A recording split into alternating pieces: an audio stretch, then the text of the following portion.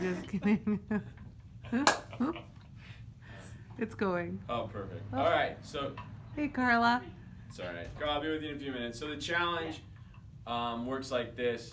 So he's laying on his back, so the atlas and the axis look like this. So the atlas always goes lateral first, left or right, and then it sometimes goes posterior, sometimes goes anterior, so sometimes it goes backwards, sometimes it goes forwards, and sometimes there's no rotation at all. But it always goes lateral first, so you want to figure that out.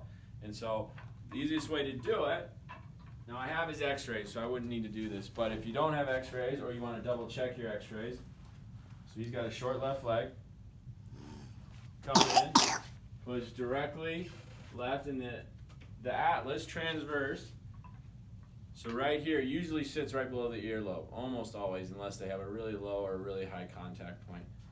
So you just press straight in, lasts a few seconds, and they're even. Then I'll push straight on the right just to double check. And when I'm doing this on someone and if it's a tough case, I'll do it 3 or 4 times just to double check, and it goes back short. So what you're doing is you're pushing the body into alignment on one side so the muscles relax, the leg bounces. You haven't applied enough force or a consistent enough force to break the resistance of the misalignment, so it won't last. Then on the other side, you're making the misalignment worse, so then the leg either stays short or contracts even more. The muscles try to protect themselves, and the leg will go more short. So then you want to check for rotation. We know it's left, so if it's gone backwards, then it's going to look like this. It's going to go to the left and roll like that. So I'm going to come and pretend to swipe up and see if that relaxes the body or not.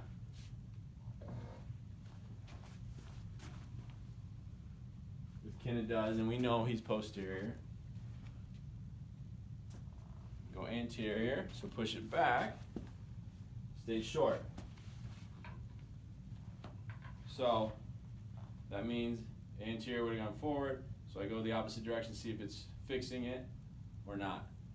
Okay, so you can check both. If both are no, then obviously there's no rotation, you go straight lateral. So then, to adjust that, let's have you sit up.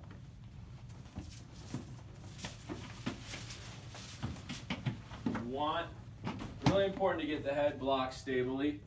Now if you want to be super precise, you need a sharp head piece or a flat head piece depending on their misalignment and how the resistance is in their body.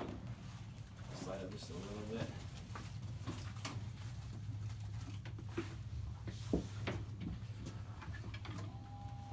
But until you get more advanced,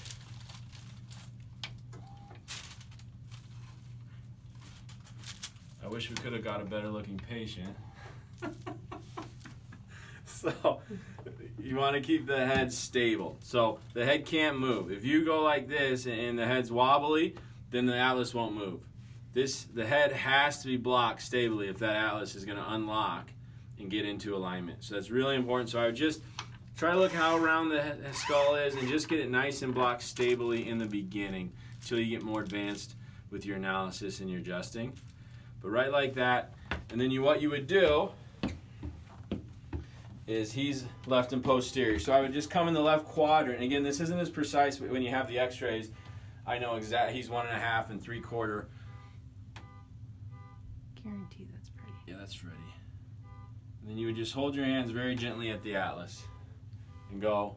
And eventually you'll feel the resistance. It feels like static electricity.